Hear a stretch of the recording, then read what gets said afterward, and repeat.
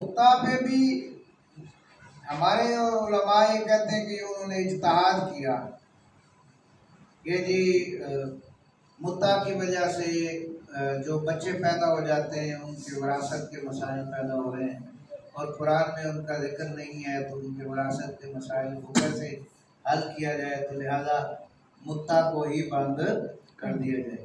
تو حضرت ابو ہریرہ رضی اللہ تعالیٰ عنہ نے اس فیصلے پہ بڑا شدید احتجاج کیا تھا، اور اس نے کہا تھا کہ اس نے متع کو بند کر کے زنا کا دروازہ کھول دیا ہے، اب اسلام میں جتنا زنا ہوگا اس کا بوجھ عمر کے ساتھ ہوگا۔ تو یہ انہوں نے فتویٰ دیا تھا اس پہ۔ تو لیکن میں یہ سمجھتا ہوں کہ اگر تحقیق کی جاتی تو متع کی صورت میں پیدا ہونے والا بچہ بھی نکاح کی صورت میں پیدا ہونے والا بچہ ہے، تو وہ جس شخص کے نکاح سے وہ بچہ پیدا ہوا ہے اس کی وراثت کا وہ حقدار ہے۔ اگر ماحول ایسا تھا تو اس وقت ویلفیئر اسٹیٹ تھی، ریاست یتیموں کو دودھ تک دیتی تھی، تو ایسے بچوں کی کفالت ریاست بھی کر سکتی تھی اور وہ ابن الریاست ہو سکتے تھے۔ لیکن ان مسائل کو تحقیق کر کے اس کا حل نکالنے کی بجائے اس کو بند کر دیا گیا۔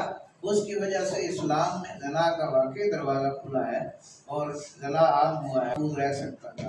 اور متع کنواری لڑکی سے نہیں ہوتا۔ عام متع کا تصور ہی بڑا غلط ہے لوگوں کے پاس کہ ہر عورت کے ساتھ متع ہو سکتا ہے، ایسی بات نہیں ہے۔ وہ عورتیں جو تھیں معاشرے میں شادی شدہ ہونے کے بعد جو بیوہ ہو جاتی تھی، یا تو وہ متع کر سکتی تھی یا جو شادی کو اختیار نہیں کرتی تھی وہ متع کر سکتی۔ باقرہ لڑکی سے متع نہیں ہو سکتا، وہ زنا ہی ہے۔ اب ہمارے یہاں جو تصور ہے متع کا جڑی آئے رگڑی جاؤ، یہ غلط بات ہے۔ کنواری لڑکی سے متع نہیں ہو سکتا، غیر باقرہ سے متع ہو سکتا ہے۔